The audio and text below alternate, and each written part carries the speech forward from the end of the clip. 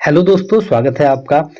उत्तराखंड और भारत की जो हमारी करंट अफेयर्स है 2 जुलाई 2026 में। तो इसमें हम जानेंगे उत्तराखंड का करंट और साथ में जो हमारा राष्ट्रीय करंट है उसके बारे में, और साथ में हम जानेंगे जुलाई 2026 के महत्वपूर्ण दिवसों को। तो चलो शुरू करते हैं आज की महत्वपूर्ण इस सीरीज को। हमारा आज का पहला प्रश्न है, हिमाचल प्रदेश में आयोजित देवभूमि इंटरनेशनल फिल्म फेस्टिवल में किस फिल्म को सर्वश्रेष्ठ डॉक्यूमेंट्री पुरस्कार दिया गया है? तो इसका जो हमारा सही उत्तर है वह है सी, द डिवाइन मदर। और यह जो हमारी डॉक्यूमेंट्री है यह कुमाऊं में पाए जाने वाले किंग कोबरा पर हमारी आधारित है। तो थोड़ा जानते हैं इसके बारे में महत्वपूर्ण फैक्ट। लिखा है, देखिए, हिमाचल प्रदेश के मंडी में देवभूमि इंटरनेशनल फिल्म फेस्टिवल में उत्तराखंड की किंग कोबरा पर आधारित बहुचर्चित वन्य जीव डॉक्यूमेंट्री फिल्म को सर्वश्रेष्ठ डॉक्यूमेंट्री का पुरस्कार दिया गया। इस फिल्म के जो निर्माता हैं वह हमारे जो प्रसिद्ध एक वन्य जीव फोटोग्राफर हैं वह पद्मश्री अनूप शाह, और उनके साथी हैं पार्थ शर्मा। तो इनके द्वारा ये डॉक्यूमेंट्री हमारी बनाई गई है, और इसी डॉक्यूमेंट्री को हमारा जो हिमाचल प्रदेश की मंडी में जो एक आयोजित देवभूमि इंटरनेशनल फिल्म फेस्टिवल था वहाँ पर इसको रखा गया है। और अनूप शाह को पद्म से कम मिला था, 2019 में मिला था। थोड़ा सा ये एक्स्ट्रा फैक्ट हैं। तो हमारा दूसरा प्रश्न है, सीता सर्किट परियोजना में कौन कौन से मंदिर को शामिल किया गया है? तो सीता सर्किट परियोजना में कौन कौन से मंदिर हमारे उत्तराखंड के हैं? तो ए सीता मंदिर, बी रघुनाथ मंदिर देवप्रयाग का, सी वाल्मीकि मंदिर, डी लक्ष्मण मंदिर, उपरोक्त सभी। तो इसका जो हमारा सही आंसर है वह है ई, उपयुक्त सभी। तीसरा प्रश्न है, राज्य में मिंट वैली या सुगंध फसलों को बढ़ावा देने के लिए राज्य के कितने जिलों में एरोमा वैली बनाने की योजना है? तो इसका जो हमारा सही उत्तर है वह है ए, 7 जिलों में। तो इसका सही हमारा आंसर है 7 जिले। वो 7 जिले कौन कौन से हैं थोड़ा जान लेते हैं। पिथौरागढ़, चंपावत, अल्मोड़ा, चमोली, पौड़ी गढ़वाल, हरिद्वार और उधम सिंह नगर। विगत जो हमारे एग्जाम हुए हैं वहां पर आयोग के द्वारा ऐसे प्रश्न पूछे गए कितने जिलों में यह योजना लागू हुई है। तो ऐसे प्रश्न आयोग बार बार पूछता है, तो वो ध्यान देना। चौथा हमारा प्रश्न है, वर्तमान तक उत्तराखंड में सर्वाधिक कार्यकाल वाले राज्यपाल कौन हैं? देखिए, हम लोग अभी कुछ महत्वपूर्ण जो हमारे करंट है उसको हम जानते हैं, जैसे कि देश के प्रधानमंत्री, इन्होंने भी कार्यकाल वाइज, देखो अगर हम बात करेंगे कितनी बार प्रधानमंत्री रहे, हम उससे बात नहीं कर रहे हैं दिनों का कि कितने किस व्यक्ति ने कितने दिन तक सबसे अधिक कार्य हमारा किया है। तो इसमें प्रधानमंत्री ने भी, नरेंद्र मोदी जी ने भी हाल ही में जवाहरलाल नेहरू का रिकॉर्ड तोड़ा है, सबसे कार्यकाल वाले बन गए हैं। और उत्तराखंड के मुख्यमंत्री भी दिनों के हिसाब से वो भी सबसे ज़्यादा बन गए हैं। और यहीं पर ही जो हमारे राज्यपाल हैं, हमारे लेफ्टिनेंट जो जनरल गुरमीत सिंह हैं, इन्होंने भी हाल ही में जो हमारे पहले एक हमारे राज्यपाल रहे हैं सुरजीत सिंह बरनाला, इनका रिकॉर्ड हमारा तो सुदर्शन अग्रवाल जी का रिकॉर्ड तोड़ा है।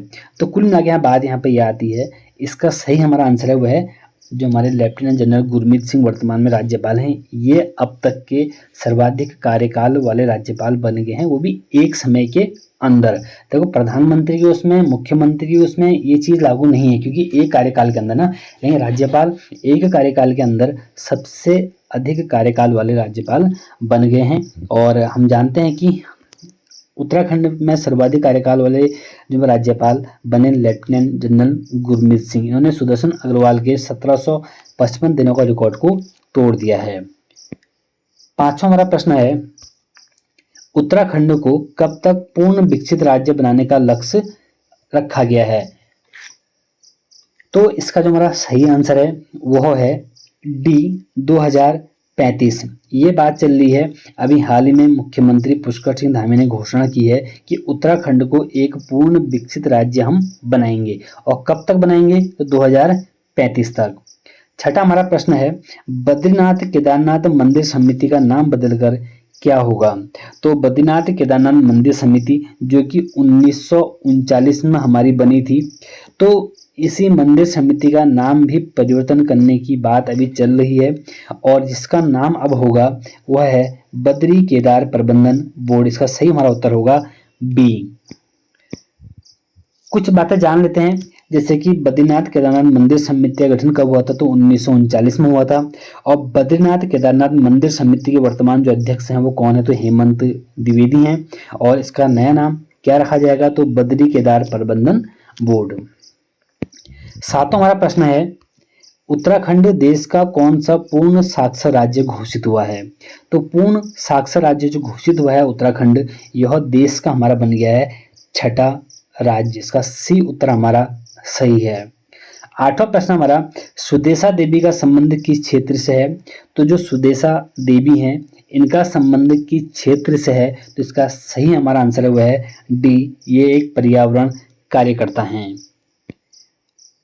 इनके बारे में कुछ जानना भी महत्वपूर्ण है कि इनके बारे में क्या कहा गया है। देखो, उत्तराखंड की चर्चित डॉक्यूमेंट्री बनी थी भी हाल ही में, द ट्री वोट फॉल। देखो, ये पूछ सकता है कि द ट्री वोट फॉल, एक यह पेड़ नहीं गिरेगा, इसका संबंध किस महिला से है, वो है हमारी सुदेशा देवी। तो कहना यहाँ पे ये मतलब कहा यहाँ पर ये गया है कि उत्तराखंड की चर्चित documentary the tree vote fall, यह पेड़ नहीं गिरेगा का चयन प्रतिष्ठित लंदन इंडियन फिल्म फेस्टिवल के लिए हुआ है। यह फिल्म 83 वर्षीय पर्यावरण संरक्षण सुदेशा देवी के संघर्ष और साहस और चिपको आंदोलन में उनके योगदान को वैश्विक मंच प्रस्तुत करेगी। तो पूछ सकता है कभी कभी कि चिपको आंदोलन से किसका संबंध है, तो सुदेशा देवी का भी है। अगला हमारा क्वेश्चन है, नवा क्वेश्चन, कि केंद्र सरकार की एक हमारी रिपोर्ट अभी हाल ही में आई है, performance index grading for district, मतलब इसको बोलते हैं शॉर्ट में हम PGID सर्वेक्षण रिपोर्ट में उत्तराखंड का कौन सा जिला पहले स्थान पर रहा है। तो यहाँ पर हमारे उत्तराखंड के 13 के 13 जिलों की बात हुई है, तो सबसे पहले स्थान पर तो रहा हमारा चमोली, इसका हमारा ये आंसर सही है। और सबसे फिसड्डी और सबसे अंतिम जो हमारा जिला रहा वो रहा हमारा हरिद्वार। तो ये कुछ महत्वपूर्ण दो प्रश्न हैं कि पहले स्थान पर कौन सा रहा PGI रिपोर्ट में और सबसे अंतिम स्थान पर कौन सा रहा, तो वह है पहला चमोली और अंतिम हरिद्वार। कुछ महत्वपूर्ण बातें जो हम जान लेते हैं इसके बारे में। केंद्र सरकार की एक रिपोर्ट जो हमारी आई थी PGID सर्वेक्षण रिपोर्ट में उत्तराखंड के जिलों का जो स्थान है, पहले पर हमारा चमोली रहा 352 अंक के साथ, दूसरे पर पिथौरागढ़ रहा 344 अंक के साथ, तीसरे पर बागेश्वर रहा 343 अंक के साथ, और सबसे फिसड्डी और सबसे अंतिम हमारे स्थान पर रहा हरिद्वार 300 अंकों के साथ। 10वां हमारा प्रश्न है, मिसेज इंडिया 2026 का खिताब किसने जीता। तो मिसेज इंडिया 2026 का जो खिताब हमारा जीता है वह जीता हमारा डी, ज्योति धाकरे ने।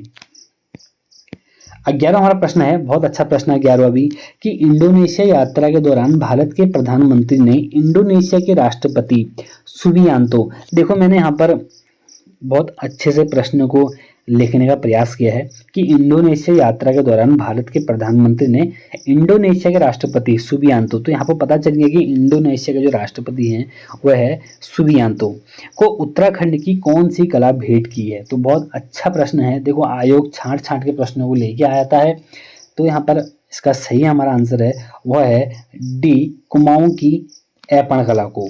तो प्रधानमंत्री नरेंद्र मोदी द्वारा इंडोनेशिया के राष्ट्रपति को बहुत से उपहार भेंट किए गए थे, जिसमें एक उपहार हमारा कुमाऊं की ऐपण कला भी है। अभी हाल ही में प्रधानमंत्री यात्रा पर थे, अभी हम कुछ और भी जानेंगे आगे। फिलहाल हम देखो, अगर एक लाइन में अगर जाने ना कि कभी एग्जाम पूछता है कि क्या है ऐपण कला, देखो कुमाऊं क्षेत्र की यह लोक कला मुख्य रूप से महिलाएं त्योहारों और मांगलिक अवसरों पर घरों की दीवारों और आंगन में बनाते हैं। लाल गिरोह के पृष्ठभूमि पर चावल के गोल, जिसे हम बिस्वार जो कहते हैं, बिस्वार से हाथों से बनाई जाने वाली सफेद आकृतियां इसकी खास पहचान है। यह उत्तराखंड की सांस्कृतिक और आध्यात्मिक विरासत का प्रतीक मानी जाती हैं। तो इसका हमारा मतलब क्या है, ऐपण कला कभी लिखने के लिए आ जाए तो थोड़ा सा ऐसा मिला जुला के हम लोग लिख सकते हैं। हमारा 12वां प्रश्न है, उत्तराखंड लोक सेवा आयोग के नए अध्यक्ष किसे बनाया गया है? तो जो उत्तराखंड लोक सेवा आयोग के जो मैं नए हमारे अध्यक्ष हैं वो हमारे बने हैं लेफ्टिनेंट जनरल गजेंद्र जोशी। इसका बी उत्तर हमारा सही है। 13वां हमारा प्रश्न है स्कंद पुराण और शिव पुराण में नागेश दारू कावने के नाम से किसे वर्णित किया गया है? हालांकि देखिए ये करंट नहीं है, लेकिन ये आयो जो हमारे न्यूज़पेपर्स होते हैं वहाँ पर कटिंग जो आती है तो वहीं से मैंने प्रश्न लिया है। स्कंद पुराण और शिव पुराण में नागेश दारू कावने के नाम से हम जानते हैं डी जागेश्वर को, और जागेश्वर को हम उत्तराखंड के 5वां धाम की संज्ञा के नाम से भी जानते हैं। 14वां प्रश्न है अदिति भट्ट का संबंध किस खेल से है? अदिति भट्ट का जो संबंध हमारा है यह है हमारी बैडमिंटन से, जो कि हमारी अल्मोड़ा जिले की हैं। तो अल्मोड़ा जिले से लक्ष्य सेन चिराग सेन भी हैं, तो इसमें एक नाम आप और ऐड कर लीजिए, उसका नाम है अदिति भट्ट। देखो अल्मोड़ा की अंतर्राष्ट्रीय बैडमिंटन खिलाड़ी अदिति भट्ट ने महाराष्ट्र की श्रावणी वालेकर के साथ हमारे Yonex Sunrisers all India senior ranking badminton tournament का खिताब जीता है, तो इसलिए बहुत ज़्यादा ये चर्चा में है। 15वां हमारा प्रश्न है उत्तराखंड की पहली एनसीसी अकादमी कहाँ बनने जा रही है? तो इसका जो हमारा सही आंसर है वह हमारा है ए पौड़ी गढ़वाल। देखो ये एनसीसी अकादमी है, इसकी घोषणा बहुत पहले हो चुकी थी, हालांकि बन अब रही है, तो फिर भी हम जान लेते हैं। पौड़ी गढ़वाल के गड़िया गांव देवार, हालांकि ये छोटे से गांव, हालांकि गांव तो नहीं पूछेगा तो डिस्ट्रिक्ट पूछ सकता है। इसी देवार गांव में भारतीय सैन्य अकादमी की तर्ज पर राज्य की पहली एनसीसी प्रशिक्षण अकादमी बनने जा रही है। इस एनसीसी अकादमी की घोषणा जनवरी 2019 में जो तत्कालीन सूबे के मुख्यमंत्री थे श्री त्रिवेंद्र सिंह रावत, इन्होंने की थी, जो आज हमारे हरिद्वार से हमारे सांसद हैं। 16वां हमारा प्रश्न है उत्तराखंड में ड्रोन से डांग भेजने की शुरुआत किस जिले से हो रही है? देखिए इस प्रश्न का मुझे लगता है कि आने वाले पेपरों में ये कहीं ना कहीं प्रश्न बनेगा।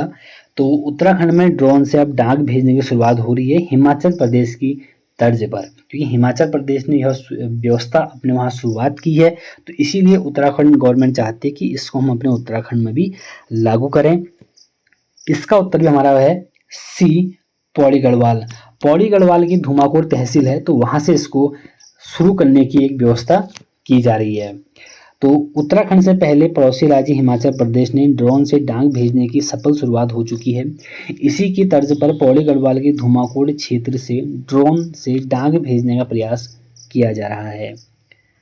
70वां हमारा प्रश्न है राज्य की पहली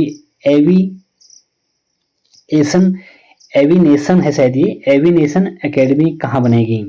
तो इसका जो हमारा सही आंसर होगा वो है, देखो 4 ऑप्शन है देहरादून, उधम सिंह नगर, नैनीताल, चंपावत। देखो ऑप्शन तो सब में 4 ही हैं, मैं तो बस आपको ऐसे ही बोल दिया अभी, लेकिन आप लोग ध्यान देना कि इसका जो सही हमारा आंसर है वह है बी उधम सिंह नगर। लिखा देखो थोड़ा सा मैंने कि राज्य में हवाई सेवाओं के विस्तार व पायलट को उच्च स्तरीय प्रशिक्षण देने के लिए उधम सिंह नगर पराग फार्म में राज्य की पहली एविएशन एकेडमी बनाई जाएगी। 18वां हमारा प्रश्न है राज्य का पहला किशोर भवन का शिलान्यास कहाँ हुआ है? तो जो राज्य का जो पहला किशोर भवन हमारा बनने जा रहा है वह बनने जा रहा है हमारा हरिद्वार में, इसका ए उत्तर हमारा सही है। थोड़ा जान लेते हैं क्या है ये किशोर भवन। देखो महिला सशक्तिकरण एवं बाल विकास मंत्री रेखा आर्या ने राजकीय प्लेस ऑफ सेफ्टी जो किशोर भवन का शिलान्यास हरिद्वार में किया है। कभी कभी जब किशोर भवन ना पूछकर राजकीय प्लेस ऑफ सेफ्टी पूछ सकता है, तो आप लोग ध्यान देना दोनों प्रश्नों को। इसके निर्माण के बाद उत्तराखंड पहला राजकीय प्लेस ऑफ सेफ्टी किशोर भवन हरिद्वार में संचालित होगा। 19वां प्रश्न है कि अल्पसंख्यक शिक्षा प्राधिकरण का गठन करने वाला उत्तराखंड देश का कौन सा राज्य है? देखिए अभी हाल ही में चर्चा में था मदरसा बोर्ड को समाप्त करके अल्पसंख्यक शिक्षा प्राधिकरण का गठन किया गया है, और ऐसा करने वाला उत्तराखंड देश का हमारा पहला राज्य है। इसका ए उत्तर हमारा सही है। लिखा भी देखो कि उत्तराखंड में राज्य मदरसा बोर्ड को समाप्त करके उसके स्थान पर उत्तराखंड राज्य अल्पसंख्यक शिक्षा प्राधिकरण गठन किया गया है। ऐसा करने वाला उत्तराखंड देश का पहला राज्य बन गया है। 20वां हमारा प्रश्न है, उत्तराखंड में विकसित भारत ग्रामीण रोजगार गारंटी योजना, जिसको हम बोलते हैं वीबी रामजी योजना, के तहत प्रतिदिन कितनी मजदूरी मिलेगी? 1 जुलाई 2026 से यह व्यवस्था लागू हुई है, यह योजना लागू हुई है देश में। तो उत्तराखंड में इसके तहत मिलने वाली जो मजदूरी होगी वह होगी 300 रुपया। तो इसका सही आंसर हमारा बी। अगला हमारा प्रश्न देखो, अभी मैंने एक पूछा था कि न्यूजीलैंड जब भारत के प्रधानमंत्री इंडोनेशिया गए थे, वहाँ उन्होंने राष्ट्रपति सुबियांतो को क्या उपहार में दिया था। और ऐसा ही प्रश्न अब एक और है कि न्यूजीलैंड यात्रा के दौरान भारत के प्रधानमंत्री ने न्यूजीलैंड के प्रधानमंत्री क्रिस्टोफर लक्सन को उत्तराखंड की कौन सी कला भेंट की? तो अमूमन जो देश के प्रधानमंत्री बार बार अपने सर पर पहनते हैं उत्तराखंड की टोपी, जिस पर हमारा एक मोनाल का चिन्ह जैसा बना होता है। यही उपहार हमारे प्रधानमंत्री ने न्यूजीलैंड के प्रधानमंत्री क्रिस्टोफर लक्सन को भेंट की। इसका सही हमारा आंसर होगा ए, उत्तराखंडी टोपी। 22वां हमारा प्रश्न है, अग्निवीर सेल गठित करने वाला उत्तराखंड देश का कौन सा राज्य बनेगा? अभी हाल ही में फिर एक घोषणा हुई है कि उत्तराखंड में अग्निवीर सेल गठित होगा। ऐसा करने वाला उत्तराखंड देश का हमारा पहला ही राज्य बनेगा। 23वां हमारा प्रश्न है, नीति आयोग द्वारा जारी निवेश अनुकूलता सूचकांक 2026 में पर्वतीय व पूर्वोत्तर राज्य की श्रेणी में, आप ध्यान देना यहाँ बात हो रही है पर्वतीय और पूर्वोत्तर राज्य की श्रेणी में उत्तराखंड का कौन सा स्थान है? तो इसका जो हमारा सही उत्तर है वह हमारा है पहला। लेकिन अगर हम इसको ओवरऑल देखेंगे तो इसमें उत्तराखंड का स्थान कहीं ना कहीं 11वां है सभी केंद्र शासित और राज्यों की दृष्टि से। लेकिन पर्वतीय और पूर्वोत्तर राज्यों की दृष्टि से पूछेगा तो इसका आंसर हमारा पहला। तो कुछ बातें यहाँ पे मैंने लिखी भी हैं। नीति आयोग द्वारा जारी निवेश अनुकूलता सूचकांक 2026 में पर्वतीय व पूर्वोत्तर राज्य की श्रेणी में उत्तराखंड को प्रथम स्थान मिला है। वहीं राज्यों व केंद्र शासित प्रदेशों में 47.5 अंक के स्थान पर राज्य को ओवरऑल हमारा 11वां स्थान हमारा प्राप्त हुआ है। और इससे 11वां स्थान जो प्राप्त हुआ है वहां पर इसको फ्रंट रनर श्रेणी में स्थान मिला है। नीति आयोग के निवेश सूचकांक के अनुकूलता सूचकांक में जो हमारा पहला स्थान मिला है वह मिला हमारे गुजरात को और दूसरा स्थान मिला है महाराष्ट्र को। अच्छा, जो ये नीति आयोग द्वारा जारी निवेश अनुकूलता सूचकांक है इसमें 8 आधारों मतलब 8 प्रमुख मानकों को रखा गया है। वह 8 प्रमुख जो हमारे आधार हैं वो कौन कौन से हैं? एक तो देखो बुनियादी ढांचा है, एक है कारोबारी माहौल और मानव एवं प्राकृतिक संसाधन, सरकारी नीतियां, नियामकीय सुगमता, संस्थागत व्यवस्था, वित्तीय स्थिरता और पर्यावरणीय लचीलापन। इसमें 8 प्रमुख मानक हमारे रखे गए हैं, जिसमें पर्वतीय और पूर्वोत्तर में उत्तराखंड में पहला स्थान, ओवरऑल 11वां स्थान, पहला देश में गुजरात, दूसरा महाराष्ट्र। और कितने इसमें प्रमुख मानक हैं? तो वह 8। 24वां प्रश्न है, राज्य की पहली जियोथर्मल परियोजना का कार्य कहाँ शुरू हुआ है? देखो, राज्य की जो पहली जियोथर्मल परियोजना है यह चमोली के तपोवन में शुरू हुआ है। तो इसका सही उत्तर हमारा होगा ए, चमोली। अच्छा, एक लाइन में पढ़े, क्या है जियोथर्मल? इसमें धरती में मौजूद प्राकृतिक गर्मी से बिजली व तापीय ऊर्जा का उत्पादन होता है। उत्तराखंड का तपोवन और लद्दाख का पुंगा क्षेत्र इस दिशा में प्रदेश के प्रमुख पहला, मतलब हमारा उत्तराखंड का तपोवन और साथ में लद्दाख का पुंगा क्षेत्र। और जियोथर्मल के मामले में लद्दाख शायद हमारा देश का पहला ऐसा केंद्र शासित प्रदेश भी बन गया है। तो चलो इसको जानेंगे हम अभी हम राष्ट्रीय करंट अफेयर्स में। और एक हमारा 25वां प्रश्न है, किस गढ़वाली फिल्म को राष्ट्रीय फिल्म पुरस्कार में रजत कमल पुरस्कार प्राप्त हुआ है? बहुत अच्छा प्रश्न है, ये भी एग्जाम में आने वाला ही ऐसा प्रश्न मुझे लगता है। तो इसका जो सही हमारा आंसर है वह है बी, ढोली। देखो द डिवाइन मदर के बारे में बात कर चुका हूँ, किंग कोबरा पर हमारी आधारित है, और ढोली फिल्म हमारा क्या है कि अभी हाल ही में इसको रजत कमल पुरस्कार दिया गया है। अभी आप लोगों ने न्यूज़ में अगर थोड़ा सा आप लोग अगर अखबार पढ़ते हैं तो वहाँ पर हमने सुना होगा, पौड़ी गढ़वाल के खिरसू ब्लॉक के खोला गांव निवासी मोहित घिंडियाल ने अपनी अदाकारी से गढ़वाली सिनेमा को राष्ट्रीय फलक पर एक नया मुकाम दिलाया। और ढोली कहानी और नाटक की रचना हमारे नंद किशोर हटवाल ने की थी 2016 में। देखो अब जब जब भी कुछ ऐसा नया नाम देखने को मिलता है तो वहाँ पर पूछ देगा कि यह नाटक या रचना किसकी थी, तो यह थी नंद किशोर हटवाल, 2016 में लिखी थी इन्होंने। 26वां प्रश्न है, अभी हम जानते देखो कि राज्य में सबसे ज्यादा आयकर इनकम टैक्स जमा करने के मामले में बहुत अच्छा प्रश्न बनता है कि राज्य में सबसे ज्यादा आयकर अदा करके प्रदेश का सबसे बड़ा करदाता बनने का गौरव किससे प्राप्त हुआ है।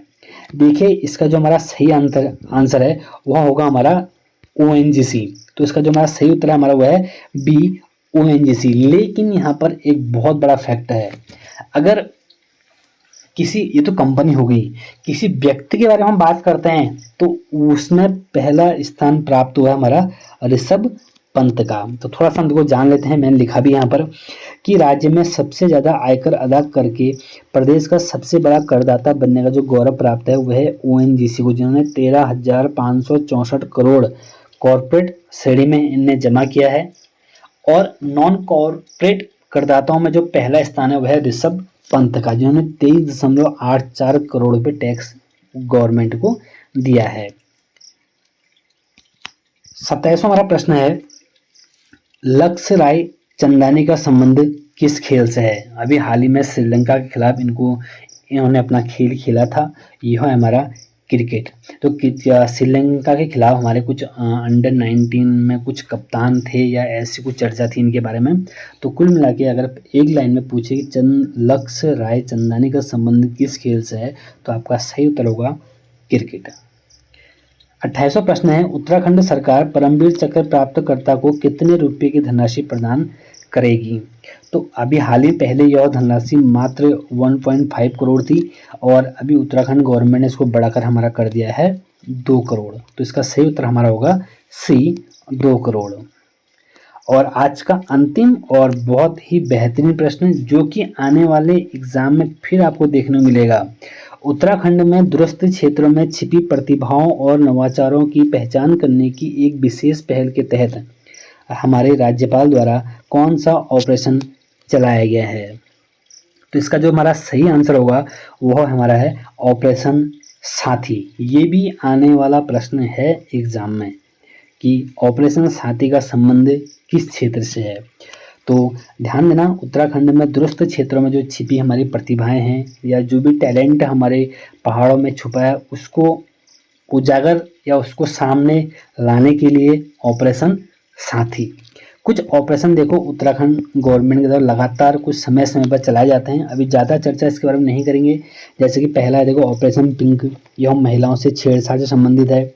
ऑपरेशन मुक्ति, बच्चों को भिक्षा वृत्ति से रोकना है। ऑपरेशन बॉम्बे बकेट, जंगलों की आग को बुझाने से है। ऑपरेशन जिंदगी या सिलक्यारा, जो उत्तरकाशी सुरंग में फंसे मजदूरों से निकालने से संबंधित था। और अभी हाल ही में आपसे कभी मतलब ये नहीं कह रहा हूँ कि क्वेश्चन बन जाएगा, लेकिन ऐसा हमने न्यूज में पढ़ा है कि ऑपरेशन सिलक्यारा पर आमिर खान एक मूवी बनाने वाले हैं। ऑपरेशन कालनेमी, जो कि सनातन धर्म के नाम पर ठगी करते हैं और उनको गुमराह करते हैं, उनके लिए है। जो कि खास तौर पर साधु वेश में रहते हैं ना, उन अपराधियों को पकड़ने के लिए है। ऑपरेशन हौसला कोविड-19 के दौरान चलाया गया था पुलिस के द्वारा। ऑपरेशन इस्माइल, लापता बच्चों, महिलाओं और पुरुषों को ढूंढकर उनके परिवार से मिलाना, यह ऑपरेशन इस्माइल है। ऑपरेशन मर्यादा, तीर्थ स्थलों और धार्मिक स्थानों पर स्वच्छता और व्यवस्था बनाने के लिए है। ऑपरेशन रोमियो, सार्वजनिक स्थानों पर असामाजिक तत्वों खासकर छेड़छाड़ करने वालों के लिए है। ऑपरेशन क्रैकडाउन, उधमसिंह नगर जैसे जिलों में अपराधियों और गुंडों से निपटने के लिए है। ऑपरेशन लगाम नशे के खिलाफ चलाया गया एक अभियान है। ऑपरेशन सूर्या होप जो कि केदारनाथ आपदा 2013 से संबंधित है। ऑपरेशन प्रहार जो कि उत्तराखंड सरकार पुलिस के द्वारा हमारा चलाया गया है, जो कि हमारे वही भू माफिया गैंगस्टर होते हैं इनके लिए है। और सबसे महत्वपूर्ण जो आज का प्रश्न था, ऑपरेशन साथी उत्तराखंड में दूरस्थ क्षेत्रों में छिपी प्रतिभाओं और नवाचारों की पहचान करने के लिए है। अब कुछ हमारे देखो टॉप 30 तो क्या बोलूँ, ये कुछ उसके एक दो ऊपर कुछ क्वेश्चन हमारे होंगे, मतलब 30-32 क्वेश्चन हो सकते हैं। तो जो हमारे करंट थे इसको मैं सिंगल लाइन में आपके सामने पढ़ने की कोशिश करूंगा। आप लोगों ने अगर नोट करना है तो आप फटाफट इनको नोट भी कर सकते हैं। पहला प्रश्न है कि प्रधानमंत्री नरेंद्र मोदी को guardian of the blue horizon मानक सम्मान से किसने सम्मानित किया है? तो ये क्या है? सेशेल्स ने। भूकंप से प्रभावित वेनेजुएला में भारत के द्वारा कौन सा अभियान चलाया गया है? तो वह है ऑपरेशन अमिस्ताज। विश्व रोइंग कप में भारत को पहला स्वर्ण पदक किसने दिलाया? ये आज तक का रिकॉर्ड है कि विश्व रोइंग कप में भारत को पहला स्वर्ण पदक दिलाया है हवलदार लक्ष्य और हवलदार उज्जवल कुमार सिंह ने। देश के हमारे 31वें प्रमुख कौन बने हैं? तो ये बने हैं जनरल धीरज सेठ। पांचवा हमारा प्रश्न है, देश का पहला कार्बन इंजेक्शन कुआं कहाँ खोदा जा रहा है? तो यह हमारे है दक्कन का पठार। छठा प्रश्न है कि विकसित भारत ग्रामीण रोजगार गारंटी योजना वीबी रामजी योजना देश में कब से लागू हुई? तो 1 जुलाई 2026 से, जिसमें पूरे एक वर्ष में 125 दिन का कार्य मिलेगा। पहले जो हमारे महात्मा गांधी रोजगार गारंटी योजना थी वहां पर 100 दिन का कार्य था और यहाँ पर हमारा है 125 दिन, क्योंकि यह जो योजना है उसी के स्थान पर हमारी मनरेगा के स्थान पर हमारी आई है। अगला हमारा है महिला T20 विश्व कप 2026 का खिताब किसने जीता है? तो यह जीता हमारे ऑस्ट्रेलिया ने। और आठवां हमारा प्रश्न है कि भारत की तरफ से सबसे कम उम्र में क्रिकेट मैच में डेब्यू करने वाला खिलाड़ी? तो आप जानते हैं वैभव सूर्यवंशी। नवा प्रश्न है कि महिला विंबलडन का खिताब किसने जीता? तो ये लिंडा नोस्कोवा ने जीता। और पुरुष का जो विंबलडन का खिताब है यह जेनिक सिन्हा ने जीता। तो ये अच्छा प्रश्न है, इसको आप लोग नोट कीजिएगा। नोट तो आपको सभी करने पड़ेंगे क्योंकि सभी प्रश्न हमारे अच्छे ही हैं। और 10वां हमारा प्रश्न है, भारत रत्न प्रणब मुखर्जी की समाधि कहाँ बनेगी? अभी हाल ही में देखो ये बहुत चर्चा में था प्रश्न कि भारत रत्न प्राप्त करते प्रणब मुखर्जी हैं, पूर्व हमारे देश के राष्ट्रपति हैं, इनकी समाधि बनेगी हमारी राजघाट में। तो मैंने आपका एक पेपर की कटिंग आपके सामने रख दी है। तो लिखा देखो कि राजघाट परिसर में बनेगी भारत रत्न प्रणब मुखर्जी की समाधि। तो यहाँ पर देखो कुछ बातें मैं आपसे कहना चाह रहा हूँ कि अभी आप लोग जानते हैं राजघाट पर महात्मा गांधी की भी हमारी क्या है समाधि है। तो इसीलिए तो यहाँ पर एक पेपर का अभी हेडलाइन था, तो मैंने सोचा कि आपके सामने इसको रखा जाए। तो देखो लिखा है महात्मा गांधी राजघाट, जवाहरलाल नेहरू शांतिवन, मतलब किसकी समाधि कहाँ पर है? लाल बहादुर शास्त्री विजय घाट, संजय गांधी तो फिलहाल पता नहीं, लेकिन इंदिरा गांधी शक्ति स्थल, जगजीवन राम समता स्थल, चौधरी चरण सिंह किसान घाट, राजीव गांधी वीर भूमि और ज्ञानी जैल सिंह एकता स्थल और शंकर दयाल शर्मा कर्म भूमि। तो ये कुछ हमारे समाधि स्थल हैं जो भी हाल ही में आए थे न्यूज में, तो आपके सामने रख दिए हैं। और अभी हाल ही में अभी अटल बिहारी वाजपेयी के उसमें भी हमारा हुआ था, तो ये इनका है सदैव अटल और पीवी नरसिंह राव का हमारा है ज्ञान भूमि। 11वां हमारा प्रश्न है कि 60वां ज्ञानपीठ पुरस्कार से सम्मानित किसे किया गया है? तो ये हमारे हैं आर वेरा मुथु। भारत के पहले जियोथर्मल कुएं कहाँ तैयार किए गए हैं? लद्दाख। मैंने कहा था ना कि जियोथर्मल से संबंधित ऐसा कुछ हमारा प्रश्न है। तो उत्तराखंड की दृष्टि से चमोली का तपोवन और देश की दृष्टि से हमारा कौन सा? लद्दाख। एक न्यूज बहुत चर्चा में थी, भारत की पहली हाइड्रोजन ट्रेन की शुरुआत हुई है जो कि हरियाणा के जिंद से सोनीपत तक चली है, जो कि 89 किलोमीटर की हमारी है। और इसके साथ साथ हाइड्रोजन ट्रेन से आने मतलब हाइड्रोजन ट्रेन बनाने वाला भारत बना विश्व का 5वां देश। तो विश्व का कौन सा देश बना भारत? तो ध्यान देना 5वां देश बना। और सबसे अच्छी बात यह है कि विश्व की सबसे लंबी विश्व की सबसे लंबी पैसेंजर हाइड्रोजन ट्रेन बनी है। 15वां प्रश्न है कि नीति आयोग के निवेश सूचकांक 2026 में प्रथम स्थान किसका है? गुजरात का, मैंने कहा था, और दूसरा है महाराष्ट्र का, और उत्तराखंड का है इसमें 11वां स्थान।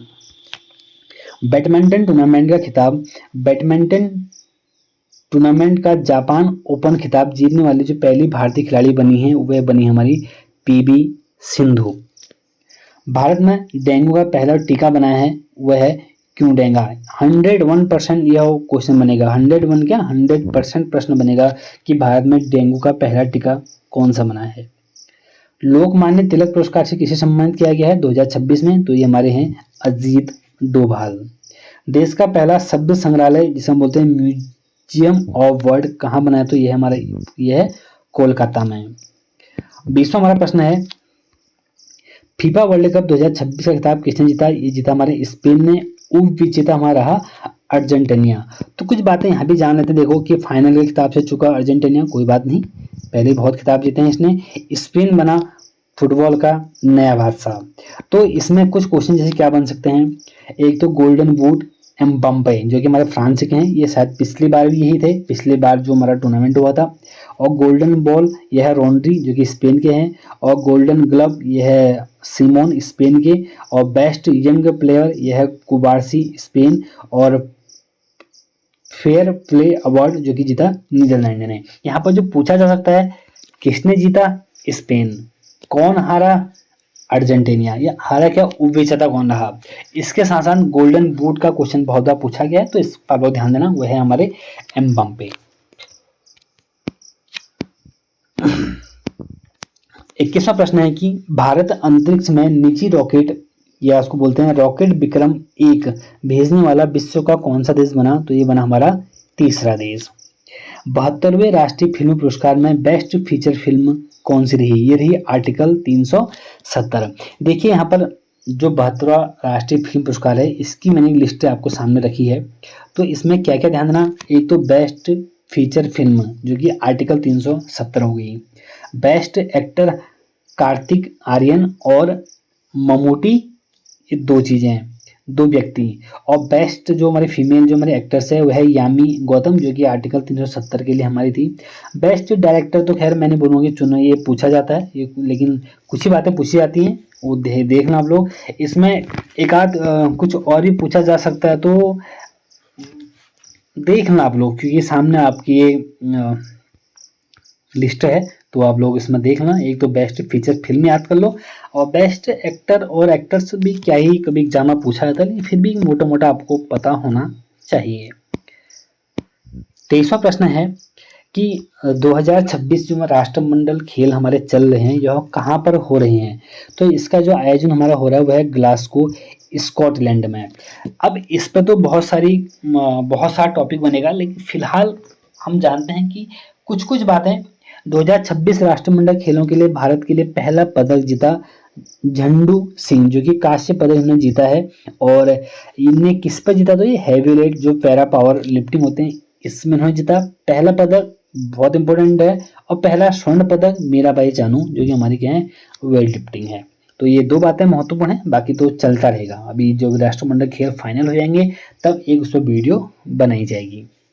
26वां प्रश्न है समान नागरिक संहिता यूसीसी लागू करने वाला चौथा राज्य कौन सा बना? तो भी हाल ही मध्य प्रदेश ने भी अपने यहाँ पर यूसीसी लागू कर दी है, और उत्तराखंड पहला था, वेरी इंपॉर्टेंट। 27वां प्रश्न है नीति आयोग के मुख्य कार्यकारी अधिकारी सीईओ कौन बने हैं? ये बने हमारे अनुराग जैन। और 28वां प्रश्न है देश के नए शिक्षा मंत्री अभी हमारे कौन बने? वो बन गए हैं प्रहलाद जोशी। और अगला प्रश्न हमारा है, हालांकि मैं यहाँ पर डालना भूल गया, चलो कोई बात नहीं। विश्व जूनियर स्क्वैश चैंपियनशिप जीतने वाली पहली भारतीय महिला कौन बनी? तो ये है बनी हमारी अनाहत सिंह। ये भी अच्छा प्रश्न है, विश्व जूनियर स्क्वैश चैंपियनशिप जीतने वाली पहली भारतीय खिलाड़ी बनी है अनाहत सिंह। और 29वां प्रश्न है कि भारत का 45वां स्थान जिसे यूनेस्को की विश्व धरोहर में शामिल किया गया है, तो यह बना है सारनाथ का बौद्ध स्तूप।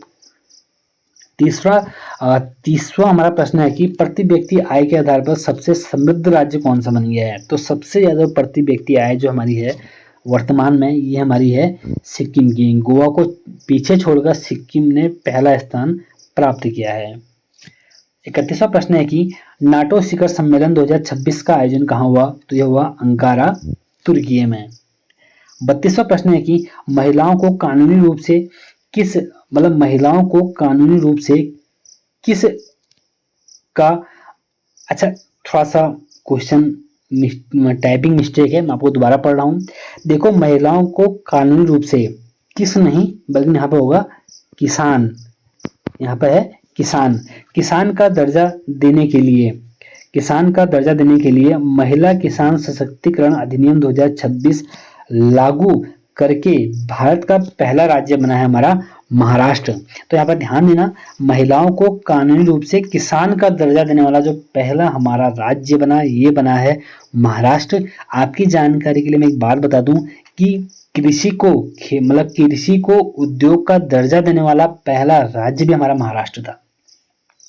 और आज का हमारा अंतिम प्रश्न है, देश का पहला मल्टी मेडिसिन विभाग कहाँ खुला है? तो ये खुला है लखनऊ में। और अब हम जानते हैं जुलाई महीने के कुछ महत्वपूर्ण दिवस फटाफट।